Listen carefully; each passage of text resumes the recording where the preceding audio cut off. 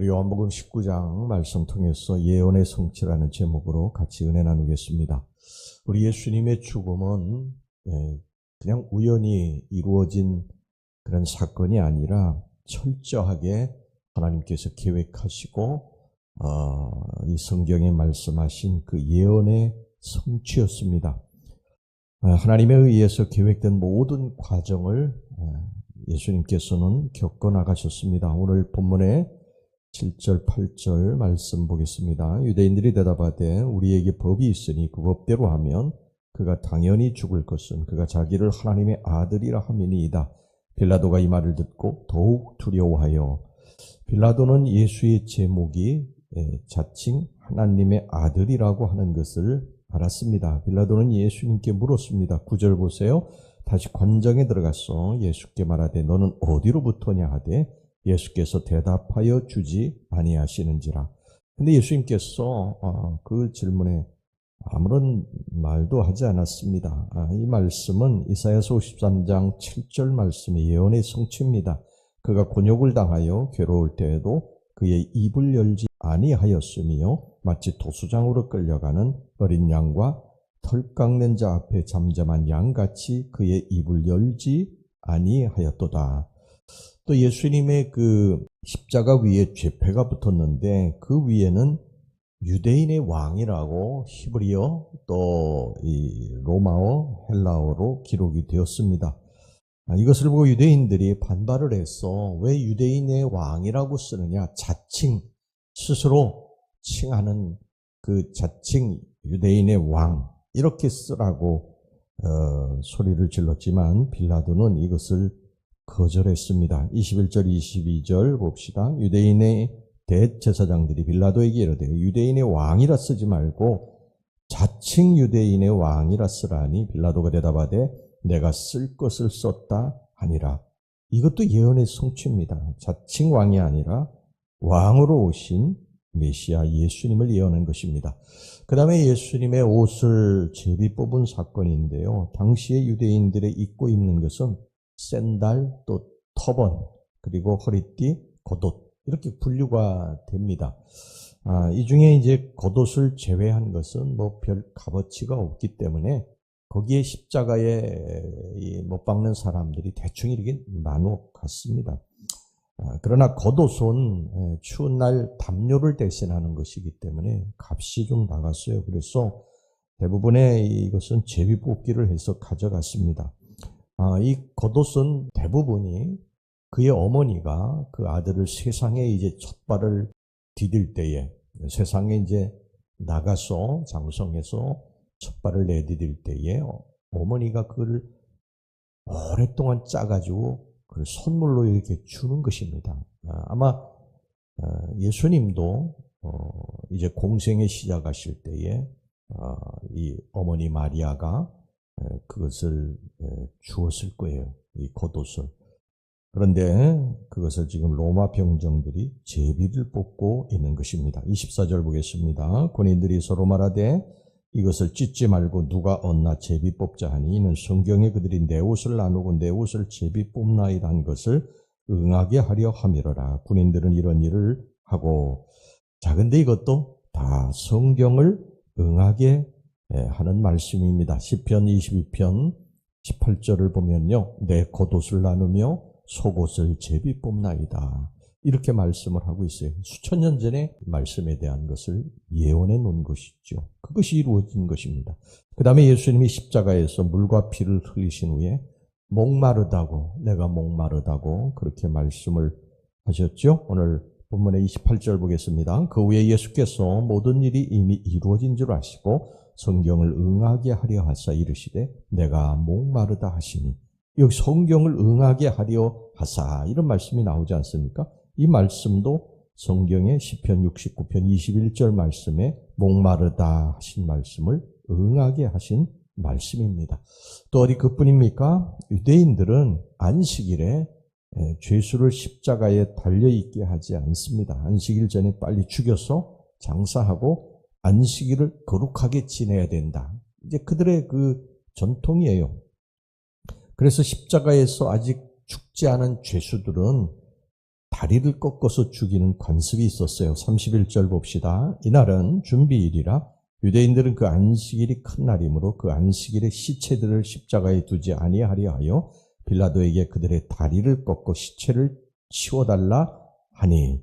그래서 이제 그 말을 빌라도가 들어주었어요. 그래서 이제 죄수들의 다리를 꺾어서 죽이라고 이 빌라도가 십자가에 군병들을 이제 보냈습니다.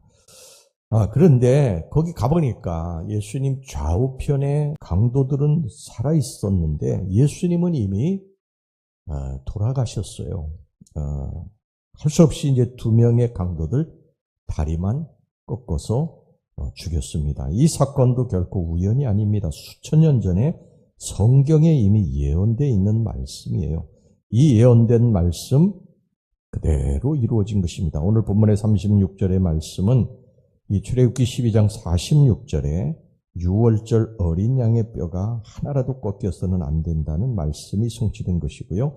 오늘 여기 본문의 37절의 말씀은 스가랴 12장 10절에 그들이 그 찌른 바 그를 바라보고 이런 말씀이 그대로 이루어진 것입니다. 여러분 이처럼 예수님의 죽음은요, 우연히 한 사람이 유대 땅에 태어나서 기이한 삶을 살다가 메시아적 소명을 깨닫고 십자가에서 죽은 사건이 아니라 하나님께서 철저하게 계획하시고 준비하시고 성경에 기록된 예언된 사건입니다. 처음부터 마지막까지 그것은 선지자들을 통해서 알려진 일이었고요. 그것의 모든 부분은 하나님의 정해진 계획과 의도를 따라서 진행이 됐습니다. 고린도전서 15장 3절을 보면 이런 말씀이 있어요. 내가 받은 것을 먼저 너희에게 전하였노니 이는 성경대로 그리스도께서 우리 죄를 위하여 죽으시고, 그렇습니다. 주님은 성경대로 하나님의 계획대로 그 길을 그대로 걸어가신 것입니다. 하나도 오차 없이 예언에는 그 말씀 그대로 성경에 하나님이 예언해 놓으신 그 말씀 그대로 죽으신 것입니다. 예수님은 이 육신의 몸을 입고 오셨기 때문에요. 어떻게 하든지 이 십자가형을 좀 면해 보려고 애를 쓰셨습니다. 겟세마네 동산에서도 이것 때문에 굉장히 슬퍼하시고 가능하면 십자가 죽음을 면하게 해달라고 하나님께 기도드리지 않았습니까? 예수님은 이 십자가에 달려서 죽는 것이 얼마나 고통스러운가 하는 것을 너무 잘 알고 계셨어요. 왜냐하면 그 당시 다 십자가형은 멀리 저 산속에서 거행하는 것이 아니라 아주 그 도심에 가까운 곳에서 사람들이 누구나 볼 수 있게 그렇게 십자가형을 행해서 그들에게 어떤 그 경각심을 주었고 그래서 다 그 본 것입니다. 그 마지막에 그 처절하게 빨리 죽지도 않고 고통스러워하면서 죽어가는 것을 너무 예수님께 잘 믿으셨기 때문에 어떻게 하든지 이 십자가에 좀 죽음을 면해 보려고 했지만요. 마지막에 우리 예수님께서 그렇게 말씀하시지 않습니까? 그러나 내 뜻대로 마시고 아버지의 뜻대로 되기를 원합니다. 자신의 뜻은 이 십자가를 좀 면해 보고 싶은 것이 자기의 뜻 아니겠어요? 그런데 예수님은 그거조차도 하나님 앞에 다 맡겨 놓으십니다. 여러분, 우리는 이것을 알아야 됩니다. 하나님이 예수님의 모든 삶에 계획하시고 섭리하시는 뜻이 계신 것 같이 저와 여러분들 한 사람 한 사람에게도 하나님이 계획하시고 섭리하신 뜻이 계시다는 사실입니다. 하나님에게는요, 길가의 돌멩이 풀 한 포기에게도 계획이 있으십니다. 그냥 우연히 생겨난 것이 아닙니다. 하물며 여러분, 우리 하나님의 자녀들 말해 못하겠습니까? 하물며 너희일까 보냐. 성경이 계속 그렇게 말씀하지 않습니까? 저 공중의 새, 저 들의 백합화, 내가 먹이고 기르는데 하물며 너희일까 보냐. 이 세상 모든 만물에 다 하나님의 계획과 뜻이 있는데 하물며 너희일까 보냐. 여러분, 우리에게 하나님의 선하신 뜻과 섭리가 있음을 믿으시기를 바랍니다. 우리의 뜻대로 삶이 움직여가면 얼마나 좋겠어요. 근데 그렇게 되지 않습니다. 우리가 살아봐서 알지 않습니까? 우리의 뜻대로가 아니라 하나님의 뜻대로 되는 것입니다. 이제 우리가 예수님을 영접하고 하나님의 자녀가 됐으면 이제는 내 뜻이 아니고 아버지의 뜻대로 우리의 삶이 간다는 거예요. 그런데 이 과정에 힘들고 어려운 일들도 있어요. 분명히 있습니다. 하나님의 뜻과 섭리를 이루는 일에 예수님의 이 십자가처럼 이런 십자가의 무거운 짐이 있고 고난이 있어요. 우리는 그냥 막 꽃길만 걸었으면 좋겠는데 그게 그렇지 않아요. 성경도 보세요. 여러분, 꽃길만 걸은 하나님의 위대한 인물들이 있어요.